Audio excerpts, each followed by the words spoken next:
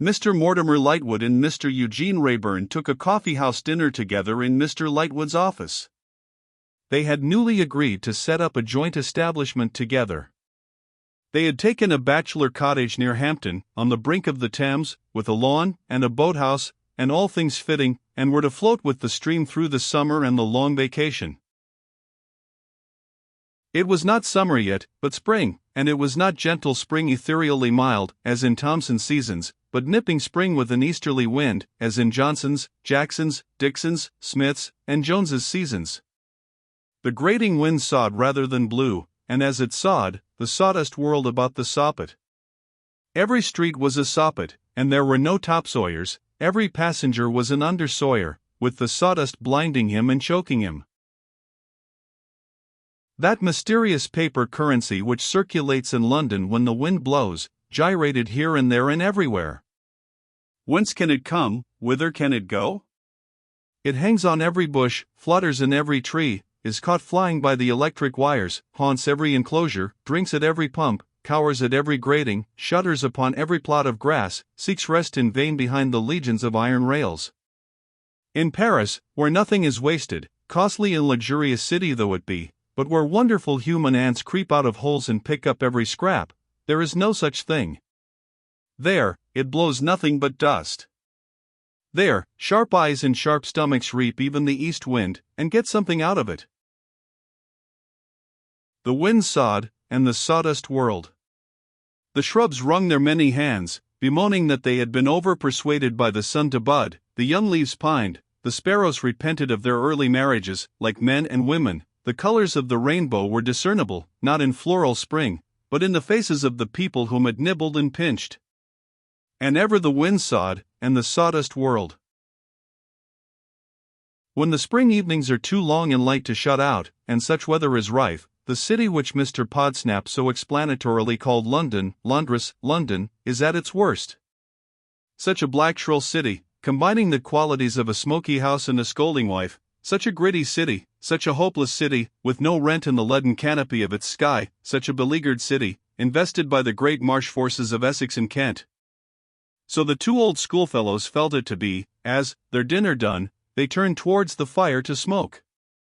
Young Blight was gone, the coffee-house waiter was gone, the plates and dishes were gone, the wine was going, but not in the same direction.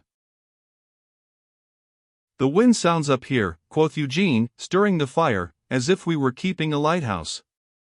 I wish we were." "Don't you think it would bore us?" Lightwood asked.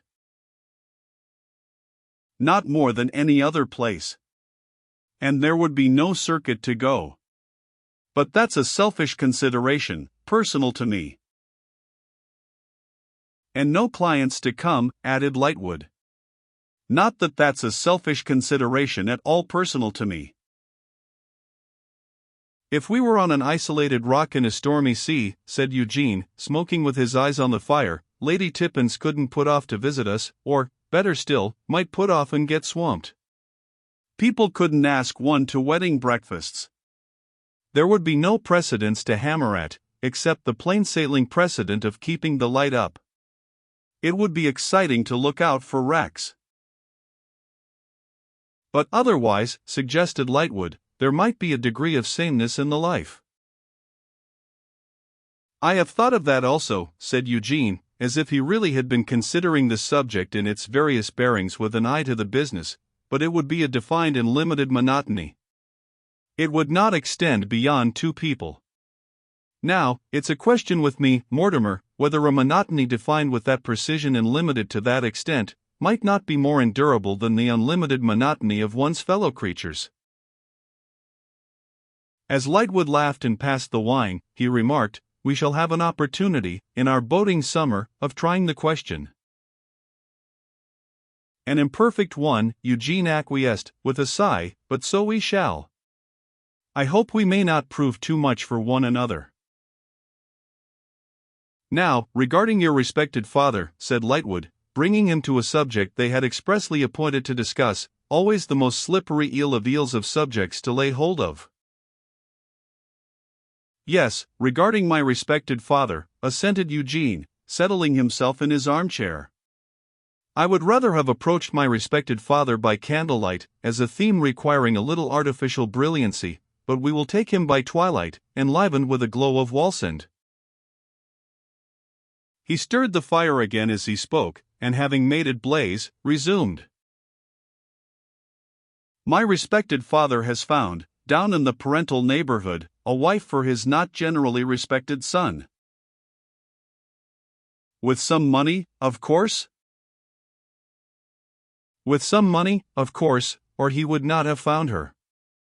My respected father, let me shorten the dutiful tautology by substituting in future M.R.F., which sounds military, and rather like the Duke of Wellington. What an absurd fellow you are, Eugene. Not at all, I assure you. M.R.F. having always in the clearest manner provided, as he calls it, for his children by prearranging from the hour of the birth of each, and sometimes from an earlier period, what the devoted little victim's calling and course in life should be, M.R.F. prearranged for myself that I was to be the barrister I am, with the slight addition of an enormous practice, which has not accrued, and also the married man I am not. The first you have often told me. The first I have often told you. Considering myself sufficiently incongruous on my legal eminence, I have until now suppressed my domestic destiny. You know M.R.F., but not as well as I do. If you knew him as well as I do, he would amuse you. Filially spoken, Eugene. Perfectly so, believe me, and with every sentiment of affectionate deference towards M.R.F. But if he amuses me, I can't help it. When my eldest brother was born, of course the rest of us knew, the rest of us would have known, if we had been in existence, that he was heir to the family embarrassments, we call it before the company the family estate. But when my second brother was going to be born by and by, this, says M.R.F., is a little pillar of the church. Was born, and became a pillar of the church, a very shaky one. My third brother appeared, considerably in advance of his engagement to my mother, but M.R.F., not at all put out by surprise, instantly declared him a circumnavigator. Was pitchforked into the navy, but has not circumnavigated. I announced myself and was disposed of with the highly satisfactory results embodied before you. When my younger brother was half an hour old, it was settled by M.R.F. that he should have a mechanical genius. And so on. Therefore I say that M.R.F. amuses me. Touching the lady, Eugene. Their M.R.F. ceases to be amusing, because my intentions are opposed to touching the lady. Do you know her? Not in the least. Hadn't you better see her? My dear Mortimer, you have studied my character. Could I possibly go down there, labeled eligible, on view, and meet the lady, similarly labeled? Anything to carry out M.R.F.'s arrangements, I am sure, with the greatest pleasure, except matrimony. Could I possibly support it? I, so soon bored, so constantly, so fatally? But you are not a consistent fellow, Eugene. In susceptibility to boredom, returned that worthy, I assure you I am the most consistent of mankind. Why, it was but now that you were dwelling in the advantages of a monotony of two. In a lighthouse. Do me the justice to remember the condition. In a lighthouse. Mortimer laughed again, and Eugene, having laughed too for the first time, as if he found himself on reflection rather entertaining, relapsed into his usual gloom, and drowsily said, as he enjoyed his cigar, "No, there is no help for it, one of the prophetic deliveries of M.R.F. must forever remain unfulfilled. With every disposition to oblige him, he must submit to a failure." It had grown darker as they talked, and the wind was sawing and the sawdust was whirling outside paler windows. The underlying churchyard was already settling into deep dim shade, and the shade was creeping up to the housetops among which they Saturday as if, said Eugene, as if the churchyard ghosts were rising. He had walked to the window with his cigar in his mouth, to exalt its flavor by comparing the fireside with the outside, when he stopped midway on his return to his armchair, and said, "Apparently one of the ghosts has lost its way, and dropped in to be directed. Look at this phantom." Lightwood, whose back was towards the door, turned his head, and there, in the darkness of the entry, stood a something in the likeness of a man, to whom he addressed the not irrelevant inquiry, "Who the devil are you?" "I ask your pardons, governors," replied the ghost, in a hoarse double-barreled whisper, "but might either on you be Lawyer Lightwood?" "What do you mean by not knocking at the door?" demanded Mortimer. "I ask your pardons, governors," replied the ghost, as before, "but probably you was not aware your door stood open." "What do you want?" Hereunto the ghost again hoarsely replied, in its double-barreled manner, "I ask your pardons, governors, but might one on you be Lawyer Lightwood?" "One of us is," said the owner of that name. "All right, governors both," returned the ghost, carefully closing the room door, "tickler business." Mortimer lighted the candles. They showed the visitor to be an ill-looking visitor with a squinting leer, who, as he spoke, fumbled at an old sodden fur cap, formless and mangy, that looked like a furry animal, dog or cat, puppy or kitten, drowned and decaying. "Now," said Mortimer, "what is it?" "Governors both," returned the man, in what he meant to be a wheedling tone, "which on you might be Lawyer Lightwood?" "I am." Lawyer Lightwood, ducking at him with a servile air, "I am a man as gets my living, and as seeks to get my living, by the sweat of my brow. Not to risk being done out of the sweat of my brow, by any chances, I should wish afore going further to be swore in." "I am not a swearer in of people, man." The visitor, clearly anything but reliant on this assurance, doggedly muttered, "Alfred David." "Is that your name?" asked Lightwood. "My name," returned the man. "No, I want to take a Alfred David." Which Eugene, smoking and contemplating him, interpreted as meaning affidavit. "I tell you, my good fellow," said Lightwood, with his indolent laugh, "that I have nothing to do with swearing." "He can swear at you," Eugene explained, "and so can I. But we can't do more for you." Much discomfited by this information, the visitor turned the drowned dog or cat, puppy or kitten, about and about, and looked from one of the governors both to the other of the governors both, while he deeply considered within himself. At length he decided. "Then I must be took down." "Where?" asked Lightwood. "Here," said the man. "In pen and ink." "First, let us know what your business is about." "It's about," said the man, taking a step forward, dropping his hoarse voice, and shading it with his hand, "it's about from £5,000 to £10,000 reward. That's what it's about. It's about murder. That's what it's about. Come nearer the table. Sit down. Will you have a glass of wine?" "Yes, I will," said the man, "and I don't deceive you, governors." It was given him. Making a stiff arm to the elbow, he poured the wine into his mouth, tilted it into his right cheek, as saying, "What do you think of it?" tilted it into his left cheek, as saying, "What do you think of it?" jerked it into his stomach, as saying, "What do you think of it?" To conclude, smacked his lips, as if all three replied, "We think well of it." "Will you have another?" "Yes, I will," he repeated, "and I don't deceive you, governors." And also repeated the other proceedings. "Now," began Lightwood, "what's your name?" "Why, there you're rather fast, Lawyer Lightwood," he replied, in a remonstrant manner. "Don't you see, Lawyer Lightwood? There you're a little bit fast. I'm going to earn from £5,000 to £10,000 by the sweat of my brow, and as a poor man doing justice to the sweat of my brow, is it likely I can afford to part with so much as my name without its being took down? Deferring to the man's sense of the binding powers of pen and ink and paper, Lightwood nodded acceptance of Eugene's nodded proposal to take those spells in hand. Eugene, bringing them to the table, sat down as clerk or notary.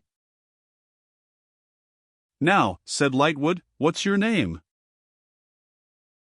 But further precaution was still due to the sweat of this honest fellow's brow.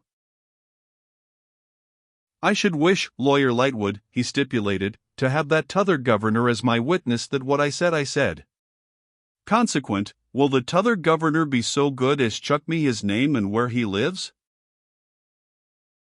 Eugene, cigar in mouth and pen in hand, tossed him his card. After spelling it out slowly, the man made it into a little roll, and tied it up in an end of his neckerchief still more slowly. "Now," said Lightwood, "for the third time, if you have quite completed your various preparations, my friend, and have fully ascertained that your spirits are cool and not in any way hurried, what's your name?" "Roger Riderhood." "Dwelling place?" "Limas Hole." "Calling or occupation?" Not quite so glib with this answer as with the previous two, Mr. Riderhood gave them the definition, waterside character. "Anything against you?" Eugene quietly put in, as he wrote. Rather balked, Mr. Riderhood evasively remarked, with an innocent air, that he believed the t'other governor had asked him summat. "Ever in trouble," said Eugene. "Once. Might happen to any man," Mr. Riderhood added incidentally. "On suspicion of seaman's pocket," said Mr. Riderhood.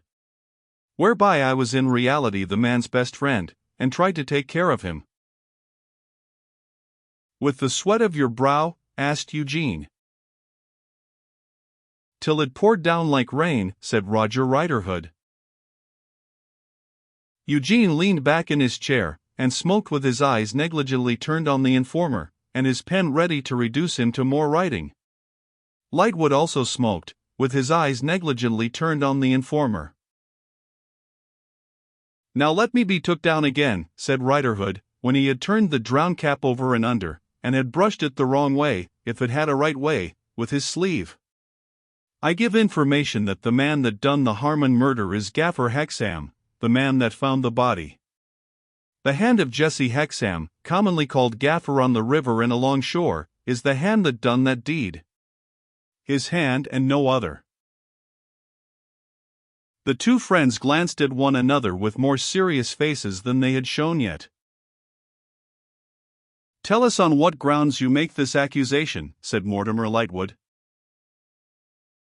"On the grounds," answered Riderhood, wiping his face with his sleeve, "that I was Gaffer's partner, and suspected of him many a long day and many a dark night. On the grounds that I knowed his ways. On the grounds that I broke the partnership because I see the danger, which I warn you his daughter may tell you another story about that, for anything I can say, but you know what it'll be worth, for she'd tell you lies, the world round and the heavens broad, to save her father. On the grounds that it's well understood along the cause-eyes and the stairs that he done it. On the grounds that he's fell off from, because he done it. On the grounds that I will swear he done it. On the grounds that you may take me where you will, and get me sworn to it. I don't want to back out of the consequences. I have made up my mind. Take me anywheres." "All this is nothing," said Lightwood. "Nothing," repeated Riderhood, indignantly and amazedly. "Merely nothing. It goes to no more than that you suspect this man of the crime. You may do so with some reason, or you may do so with no reason, but he cannot be convicted on your suspicion." Haven't I said, I appeal to the t'other governor as my witness, haven't I said from the first minute that I opened my mouth in this here world without an everlasting chair? He evidently used that form of words as next in force to an affidavit, that I was willing to swear that he done it? Haven't I said, take me and get me sworn to it? Don't I say so now? You won't deny it, Lawyer Lightwood? Surely not, but you only offer to swear to your suspicion, and I tell you it is not enough to swear to your suspicion. Not enough, ain't it, Lawyer Lightwood? He cautiously demanded. Positively not. And did I say it was enough? Now, I appeal to the t'other governor. Now, fair. Did I say so? He certainly has not said that he had no more to tell, Eugene observed in a low voice without looking at him, whatever he seemed to imply.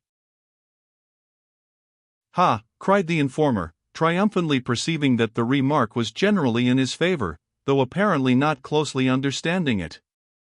Fortnate for me I had a witness. Go on, then, said Lightwood. Say out what you have to say. No afterthought. Let me be took down then, cried the informer, eagerly and anxiously. Let me be took down, for by George and the Dragon I'm a-coming to it now. Don't do nothing to keep back from a honest man the fruits of the sweat of his brow. I give information, then, that he told me that he done it. Is that enough? Take care what you say, my friend, returned Mortimer. Lawyer Lightwood, take care, what I say, for I judge you'll be answerable for following it up. Then, slowly and emphatically beating it all out with his open right hand on the palm of his left, I, Roger Riderhood, Limas Hole, waterside character, tell you, Lawyer Lightwood, that the man Jesse Hexam, commonly called upon the river and alongshore gaffer, told me that he done the deed. What's more, he told me with his own lips that he done the deed.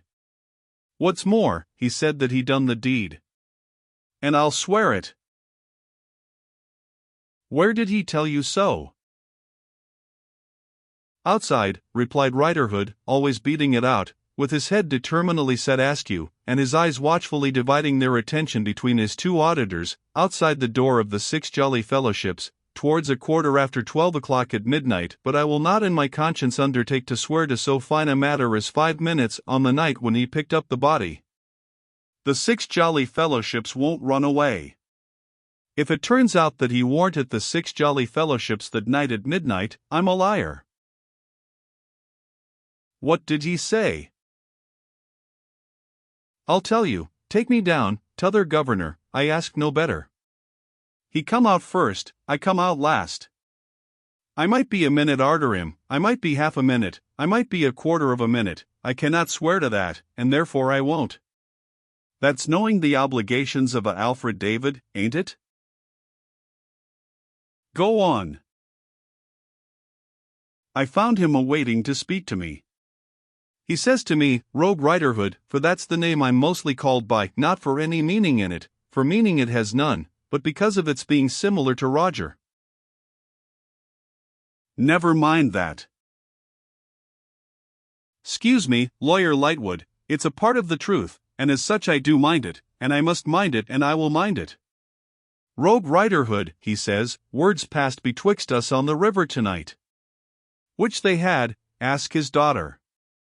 I threatened you, he says, to chop you over the fingers with my boat stretcher, or take a aim at your brains with my boathook.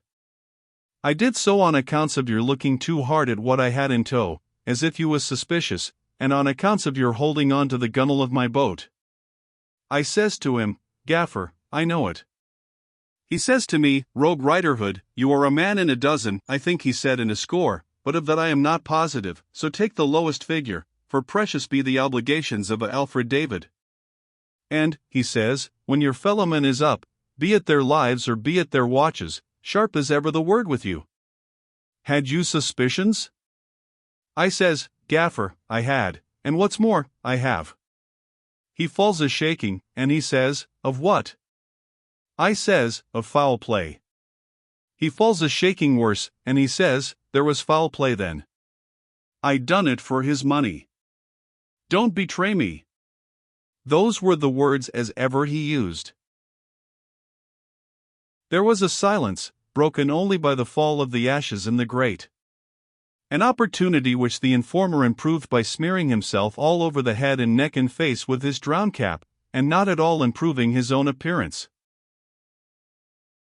What more? Asked Lightwood. Of him, d'ye mean, Lawyer Lightwood? Of anything to the purpose. Now, I'm blessed if I understand you, governors both, said the informer, in a creeping manner, propitiating both, though only one had spoken. What? Ain't that enough? Did you ask him how he did it, where he did it, when he did it? Far be it from me, Lawyer Lightwood. I was so troubled in my mind, that I wouldn't have knowed more, no, not for the sum as I expect to earn from you by the sweat of my brow, twice told. I had put an end to the partnership. I had cut the connection. I couldn't undo what was done, and when he begs and prays, old partner, on my knees, don't split upon me. I only makes answer, never speak another word to Roger Riderhood, nor look him in the face, and I shuns that man. Having given these words a swing to make them mount the higher and go the further, Rogue Riderhood poured himself out another glass of wine unbidden, and seemed to chew it, as, with the half-emptied glass in his hand, he stared at the candles. Mortimer glanced at Eugene, but Eugene sat glowering at his paper, and would give him no responsive glance. Mortimer again turned to the informer, to whom he said, You have been troubled in your mind a long time, man? Giving his wine a final chew, and swallowing it, the informer answered in a single word. Hagas. When all that stir was made, when the government reward was offered, when the police were on the alert, when the whole country rang with the crime, said Mortimer, impatiently. Ha! Mr. Riderhood very slowly and hoarsely chimed in, with several retrospective nods of his head. Warn't I troubled in my mind then? When conjecture ran wild, when the most extravagant suspicions were afloat, when half a dozen innocent people might have been laid by the heels any hour in the day, said Mortimer, almost warming. Ha! Mr. Riderhood chimed in, as before. Warn't I troubled in my mind through it all?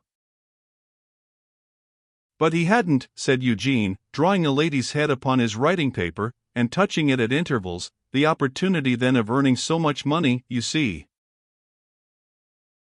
The t'other governor hits the nail, Lawyer Lightwood. It was that as turned me. I had many times and again struggled to relieve myself of the trouble on my mind, but I couldn't get it off.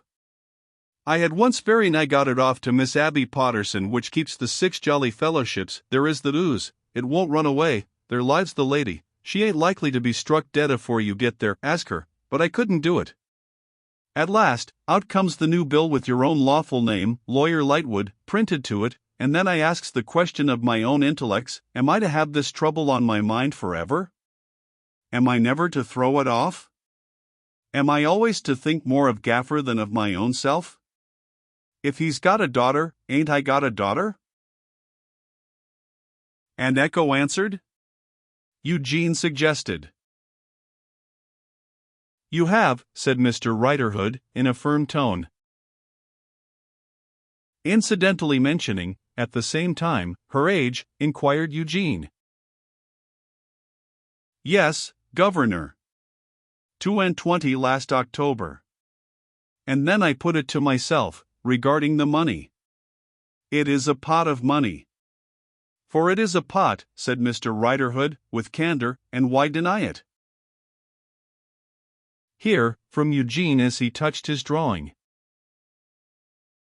It is a pot of money, but is it a sin for a laboring man that moistens every crust of bread he earns, with his tears, or if not with them, with the colds he catches in his head, is it a sin for that man to earn it? Say there is anything again earning it. This I put to myself strong, as in duty bound, How can it be said without blaming Lawyer Lightwood for offering it to be earned? And was it for me to blame Lawyer Lightwood? No. No, said Eugene. Certainly not, Governor, Mr. Riderhood acquiesced. So I made up my mind to get my trouble off my mind, and to earn by the sweat of my brow what was held out to me. And what's more, he added, suddenly turning bloodthirsty, I mean to have it. And now I tell you, once in a way, Lawyer Lightwood, that Jesse Hexam, commonly called Gaffer, his hand and no other, done the deed, on his own confession to me. And I give him up to you, and I want him took. This night. After another silence, broken only by the fall of the ashes in the grate, which attracted the informer's attention as if it were the chinking of money, Mortimer Lightwood leaned over his friend, and said in a whisper, I suppose I must go with this fellow to our imperturbable friend at the police station. I suppose, said Eugene, there is no help for it. Do you believe him? I believe him to be a thorough rascal. But he may tell the truth, for his own purpose, and for this occasion only. It doesn't look like it. He doesn't, said Eugene. But neither is his late partner, whom he denounces, a prepossessing person. The firm are cutthroat shepherds both, in appearance. I should like to ask him one thing.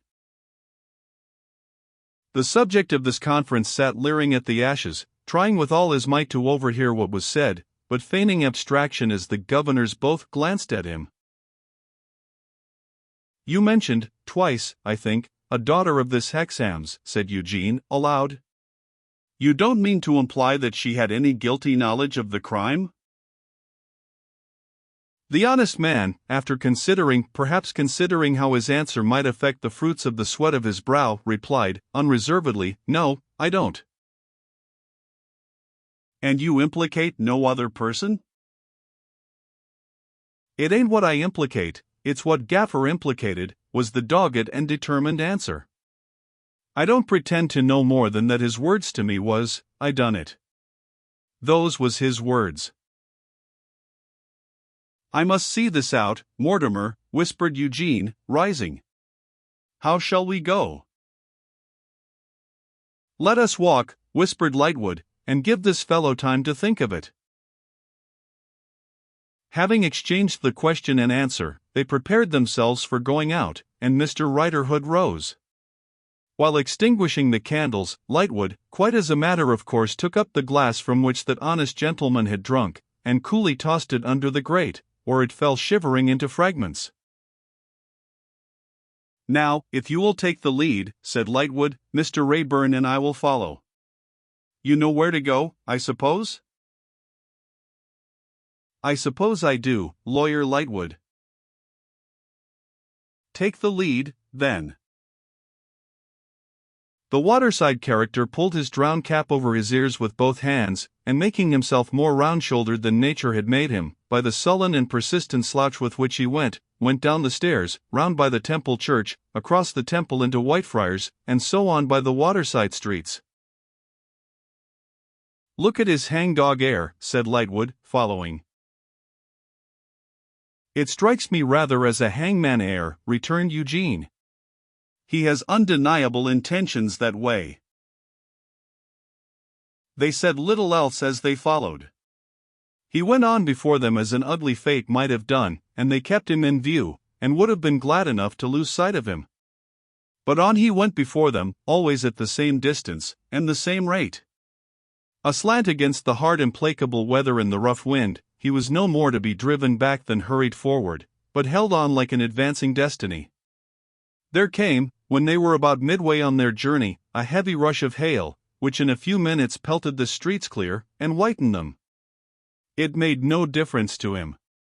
A man's life being to be taken and the price of it got, the hailstones to arrest the purpose must lie larger and deeper than those. He crashed through them, leaving marks in the fast-melting slush that were mere shapeless holes. One might have fancied, following, that the very fashion of humanity had departed from his feet.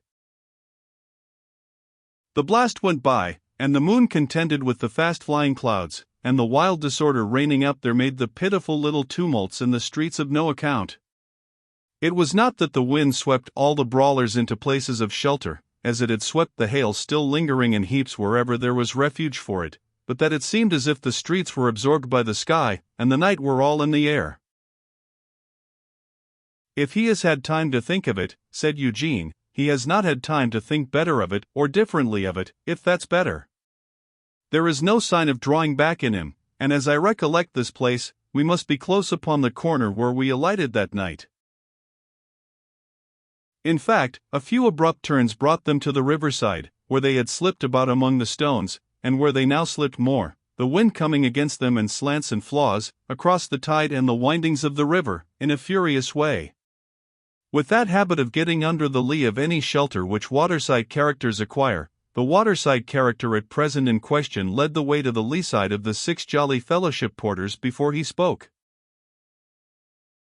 "Look round here, Lawyer Lightwood, at them red curtains.